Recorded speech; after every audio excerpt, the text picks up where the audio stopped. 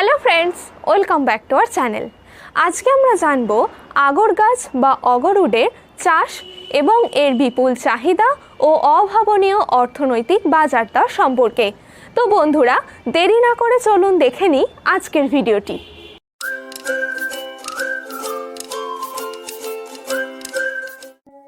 আগর গাছকে তরল সোনা বা লিকুইড গোল্ড বলা হয়। মূলত এর বহু মূল্যবান কালো কাঠ থেকে প্রাপ্ত সুগন্ধি নির্যাস বা তেলের বাজার মূল্য অধিক হবার কারণেই এই রূপ অভিধেয় করা হয়। প্রাচীনকালে এই আগরউডকে ঈশ্বরের কাঠ বলা হতো। এর প্রধান কারণ হলো বিভিন্ন ধর্মীয় অনুষ্ঠানে এই আগর কাঠ বা আগরউড দিয়ে তৈরি বিভিন্ন দ্রব্যাদি বৌদ্ধ, হিন্দু, মুসলিম সহ বেশ কিছু ধর্মীয় সম্প্রদায়ের মানুষের মধ্যে এটি ব্যবহার করার প্রচলন রয়েছে। যেহেতু এটি ঈশ্বরকে নিবেদন করা হয়, তাই এটি উডস অফ গড নামে অভিহিত করা হয়। আগর গাছের বিজ্ঞানসম্মত নাম হলো অ্যাকুইলেরিয়া। এটি একটি বহু বর্ষজীবী মাঝারি আকারের বৃক্ষ জাতীয় উদ্ভিদ। আগর গাছ আগারউড, আগরু, ইগলউড, আগালউড, ঔদ, হার্টউড, সানসি, গরুউড, অ্যালসউড, আগার, আগলাচ ইত্যাদি বিভিন্ন নামে পরিচিত। আগারউড হলো সাউথ ইস্ট এশিয়ার মধ্যে উত্তর পূর্ব ভারত, ভুটান ও বাংলাদেশের একটি স্থানীয় গাছ। এছাড়াও Thailand, Malaysia, Indonesia, Vietnam, Philippines, Singapore, China, Australia সহ বেশ কিছু দেশে এই গাছের চাষ করা হয়ে থাকে। আগারউড মূলত বিভিন্ন সুগন্ধি দ্রব্যাদি প্রস্তুত করতে, নামি দামি পারফিউম ইন্ডাস্ট্রিতে ইনসেন্স বা সুগন্ধি ধূপকাঠি তৈরিতে, এসেন্স তৈরি করতে ব্যবহার করা হয়ে থাকে। এছাড়াও পূর্ব এশিয়ার কিছু ট্র্যাডিশনাল মেডিসিনাল প্র্যাকটিসে খুব ব্যবহৃত হয়। তার মধ্যে আয়ুর্বেদা ও তিব্বতীয় চিকিৎসা পদ্ধতিতে এর ব্যবহার অধিক প্রচলিত। এগুলি ছাড়াও এর আরো অনেক ব্যবহার রয়েছে। আগর গাছ আজ থেকে প্রায় 2000 বছর আগেই ঐতিহ্যগতভাবে ভারত সহ মধ্যপ্রাচ্যের দেশগুলিতে খুবই জনপ্রিয় এবং এর চাহিদাও প্রচুর। আগর গাছ বা অ্যাকুইলারিয়ার প্রায় 21টির মতন প্রজাতি রয়েছে। তার মধ্যে ভারতবর্ষে হয় অ্যাকুইলারিয়া খাসিয়ানা এবং অ্যাকুইলারিয়া মালাক্সেন্সিস। ভারতের মধ্যে প্রধানত আসাম, কর্ণাটক, কেরালা, মহারাষ্ট্র, গুজরাট, ওড়িশা, অন্ধ্রপ্রদেশ, পশ্চিমবঙ্গ, ত্রিপুরাতেও আগর চাষ ক্রমশ বৃদ্ধি পাচ্ছে। ত্রিপুরার রাজধানী আগরতলার নামকরণ কিন্তু এই আগরউড থেকেই। শুধু তাই নয়, ভারতবর্ষের মধ্যে আসামকে আগারউড ক্যাপিটাল হিসাবে স্বীকৃতি দেওয়া হয়। প্রাকৃতিকভাবে উৎপাদিত গুণগত মানে উৎকৃষ্ট আগার কাঠ প্রস্তুত হতে অনেকটাই দীর্ঘ সময় লাগে। তাই এই সুগন্ধি আগর কাঠের দাম আকাশ ছোঁয়া হয়ে থাকে। আর বর্তমানে পৃথিবীব্যাপী এই আগারউড চিপস চাহিদার তুলনায় মাত্র 20%-এরও কম পরিমাণে সরবরাহ করা সম্ভব হয়, শুধুমাত্র উৎপাদনের অভাবে। তাই এখন কৃত্রিম উপায়ে বিভিন্ন জায়গায় আগর গাছ চাষ করে এই ঘাটতি পূরণ করার চেষ্টা চলছে। বন্ধুরা, এবার আমরা জানবো এই আগর গাছ বেড়ে ওঠার উপযুক্ত পরিবেশ সম্পর্কে। সবার আগে জানবো এই গাছ লাগানোর জন্য মাটি কিরকম হতে হবে। এর জন্য বেলে দোআঁশ মাটি, নরম বালি মিশ্রিত কাদা মাটি, লাল বা হলুদ পর্জল মাটি, ল্যাটেরাইট মাটি, দোআঁশ মাটি এছাড়া প্রায় সব রকম মাটিতেই এই আগর গাছ বেড়ে উঠতে পারে। তবে এই গাছ ভালোভাবে বেড়ে ওঠার জন্য মাটির পিএইচ লেভেল 4 থেকে 6 হওয়া অত্যন্ত আবশ্যক। শুধু উষ্ণ ও শীতল মরু অঞ্চল বাদ দিয়ে সব রকম মাটিতেই এই গাছ বেড়ে উঠতে পারে। এই আগর গাছ উষ্ণ ও আর্দ্র আবহাওয়া অধিক পছন্দ করে। তাই এই গাছ বেড়ে ওঠার জন্য বার্ষিক বৃষ্টিপাত 1800 থেকে 4000 মিলিমিটার এবং গাছগুলিতে অন্তত 60 থেকে 70% সরাসরি সানলাইট পাওয়া খুবই জরুরি। একই সাথে আনুমানিক 20 ডিগ্রি সেলসিয়াস থেকে 42 ডিগ্রি সেলসিয়াস টেম্পারেচার গাছগুলি ভালোভাবে বেড়ে ওঠার উপযুক্ত। আগর গাছগুলি রোপণ করার সব থেকে ভালো সময় হলো বর্ষা শুরু হবার আগের সময় থেকে পুরো বর্ষাকাল, অর্থাৎ জুন থেকে নভেম্বর। এছাড়া সারা বছরই এর চারা গাছ রোপণ করা যেতে পারে। সেক্ষেত্রে ভালো জলসেচের ব্যবস্থা থাকা জরুরি। এই আগর গাছ লাগানোর পর প্রথম 2 থেকে 3 বছর এর বিশেষ গ্রোথ চোখে পড়ে না, তবে তারপর থেকে এর বৃদ্ধি ভালোভাবে লক্ষ্য করা যায়। আগর গাছ লাগানোর 5 থেকে 7 বছর পর সাধারণত এটি পরিণত গাছে রূপান্তরিত হয়, অর্থাৎ 15 থেকে 25 ফুট লম্বা ও গাছের কাণ্ডটির বের হবে অন্তত 1 থেকে 1.5 ফুট গোল।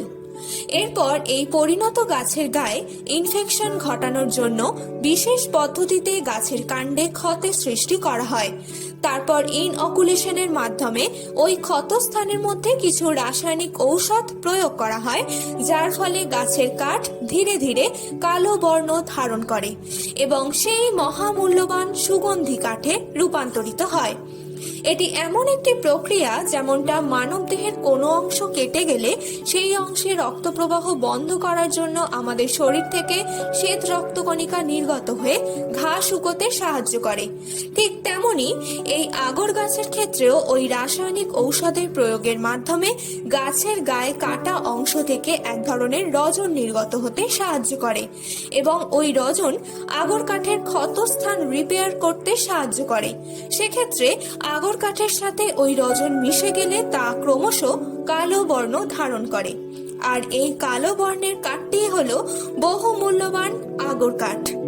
এই আগর উডের চিপস বা কাঠের টুকরোর আবার গুণগত মান বা কোয়ালিটি অনুযায়ী ভাগ রয়েছে, অর্থাৎ যে কাঠ যত বেশি কালো হবে তার কোয়ালিটি সেরা হবে, আবার যেগুলি তুলনামূলক হালকা অর্থাৎ খয়েরি কালো আভাযুক্ত হবে সেগুলি তুলনামূলক কম দামি আগরউড চিপস হিসাবে স্বীকৃত হবে। এইভাবে এর কাঠের কোয়ালিটি অনুযায়ী আলাদা নামও রয়েছে, যেমন জুড়া, মুড়ি, চালা, সিজার ইত্যাদি। আবার এই আগরউড থেকে নিষ্কাশিত তেলের কোয়ালিটি অনুযায়ী 3টি ভাগ আছে, যেমন প্রথম শ্রেণীর আগরউড অয়েল হলো কারা, যেটি সব থেকে দামি, এরপর রয়েছে বোহা এবং সবশেষে রয়েছে বয়া। এবার আমরা জানবো মাটি ও পরিবেশের সাথে অ্যাডজাস্ট করে কিভাবে এই আগর গাছ আপনারা চাষ করবেন। ভারতবর্ষে বর্ষাকাল শুরু হয় মূলত জুন মাস থেকে এবং শেষ হতে হতে সেই অক্টোবর নভেম্বর। এই পুরো সময়টাতেই আপনারা আগর গাছ লাগাতে পারেন, তবে ভালো ফল পেতে আপনারা বর্ষা শুরুর আগে অর্থাৎ মের শেষ সপ্তাহ থেকে জুনের প্রথম সপ্তাহ নাগাদ আপনারা যেই মাটিতে আগর গাছ লাগাবেন সর্বপ্রথম দেখে নেবেন সেটি যেন উঁচু জমি হয় এবং বর্ষাকালে জল দাঁড়ালে চলবে না। এরপর সেখানে 1 ফুট বা 1.5 ফুট উচ্চতা ও সমান প্রশস্ত বিশিষ্ট গর্ত করে সেই গর্তের মাটিতে 200 থেকে 250 গ্রাম শুকনো গোবর সার বা ভার্মি কম্পোস্ট এবং 5 থেকে 10 গ্রাম ইউরিয়া ভালোভাবে মিশিয়ে নিতে হবে। এরপর ওই মাটিটি গর্তের পাশে 10 থেকে 15 দিন সূর্যের তাপে রেখে দিতে হবে। এর ফলে মাটির গর্তের মধ্যে থাকা জীবাণু ও পোকামাকড় রোদে নষ্ট হয়ে যাবে। একই সাথে 10 থেকে 15 দিন আগে গর্তের পাশে থাকা মাটিটি সার মিশিয়ে রাখলে তা মাটির সাথে ভালোভাবে মিশে যাবে এবং নতুন চারাগাছের জন্য তা সহনশীল হবে। অর্থাৎ মাটিতে গর্ত করে উল্লিখিত পদ্ধতি অনুসরণ করে 10 থেকে 15 দিন পর 2.5 থেকে 4 ফুট উচ্চতার ভালো মানের চারাগাছ রোপণ করতে হবে। গাছগুলি রোপণ করার সময় 1 থেকে 1.5 ফুট গর্তের অর্ধেক অংশ গর্তের বাইরে থাকা সার মিশ্রিত মাটি দিয়ে ভরিয়ে দিতে হবে। এরপর চারাগাছটি বসিয়ে গর্তের বাকি অংশ সার মিশ্রিত মাটি দিয়ে পূরণ করে দিতে হবে এবং এরপর পরিমাণ মতন জল দিয়ে দিতে হবে। আমরা চেষ্টা করব এটি নিয়ে একটি প্র্যাকটিক্যাল ভিডিও তৈরি করার, তার জন্য চোখ রাখুন সার্ভাইভ থ্রু নেচারে। তবে একটা কথা বলে রাখি, যদি এঁটেল মাটি হয় সেক্ষেত্রে 2 ফুটের কাছাকাছি গর্ত খুঁড়তে হবে এবং গর্ত খোঁড়ার মাটিতে গোবর সার ও ইউরিয়ার পাশাপাশি তাতে অন্তত 30% বালি এবং 10 থেকে 15% কোকোপিট বা কাঠের গুঁড়ো মিশিয়ে নিতে হবে। এর ফলে মাটি কিছুটা ফাঁপা ধরনের হবে এবং মাটিতে অক্সিজেন সরবরাহ বজায় থাকবে। একটি গাছ লাগানোর পর অন্য গাছ রোপণ করার মাঝখানে অন্তত 5 থেকে 6 ফুট জায়গা গ্যাপ দিতে হবে। পরীক্ষা করে দেখা গেছে 2টি আগর গাছের মাঝখানে লেবু জাতীয় যে কোনো ফলের গাছ লাগালে আগর গাছে অক্সিজেন সরবরাহ বৃদ্ধি পায় এবং আগর গাছ নষ্ট হওয়ার সম্ভাবনা অনেকটাই হ্রাস পায়। তবে এই বিষয়ে এখনো গবেষণা চলছে। গাছটি সঠিক নিয়মে বসানোর জন্য এটুকু পরিশ্রম আপনারা করতে পারেন।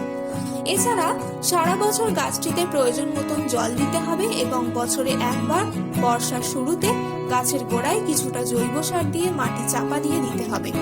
এর ফলে বর্ষার জল পেলে জৈব সার গাছের শিকড় পর্যন্ত পৌঁছাবে এবং গাছের বৃদ্ধি ভালো হবে।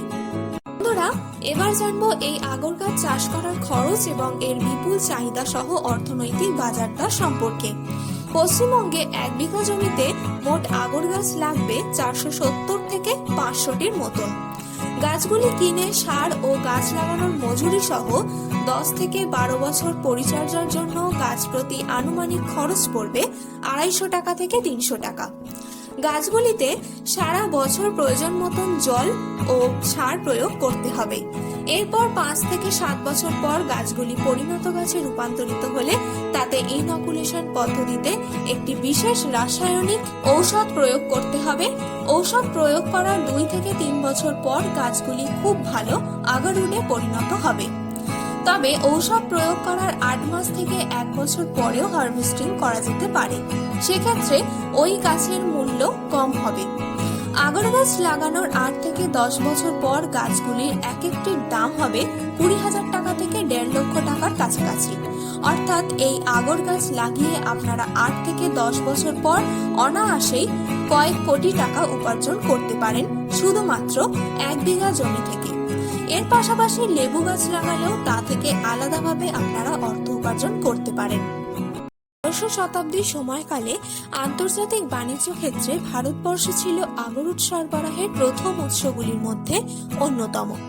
তবে বর্তমানে বাণিজ্যিক তথ্য অনুযায়ী আন্তর্জাতিক বাজারে মালয়েশিয়া এবং ইন্দোনেশিয়া হলো আগরুট সরবরাহের মূল কেন্দ্র। পৃথিবীর মধ্যে সবথেকে গুণগত মানের সেরা আগরুট পাওয়া যায় ভিয়েতনামে। আন্তর্জাতিক বাজারে সবথেকে বেশি আগরুট সরবরাহ করা হয় মধ্যপ্রাচ্যের দেশগুলিতে এবং ইস্ট এশিয়া, সাউথ এশিয়া, আফ্রিকাতে প্রায় 75% আগরুট সাপ্লাই করা হয়। এইসব স্টেটে প্রাচীন কিছু প্রথার কারণেই এবং আরবিয়ান কান্ট্রিগুলিতে কিছু ধর্মীয় ও সাংস্কৃতিক প্রথা মেনেই এই আগরুট ব্যবহার করা হয়।